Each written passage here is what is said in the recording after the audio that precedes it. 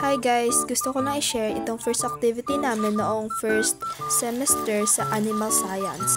Madami kasi nagsasabi na madali lang raw ang kursong Bachelor of Science in Agriculture.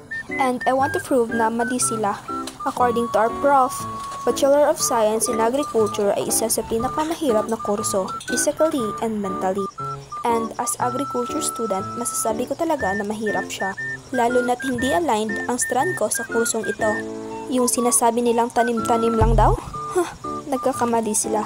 And balik tayo sa ginagawa ko dyan sa video. Nag-assemble pala ako niyan ng buto na manok para gawing ganito. Gaya niyang nakikita niyo sa video. Grabe ang pinagdaanan namin para magawa yan. Sunod-sunod kasi ang mga activities na kailangan naman gawin kasi papalapit na ang midterm. Individual activity kasi ito and sobrang hirap niya i-assemble. Makulangan lang ng isang buto, bibili ka na naman ng bagong manok.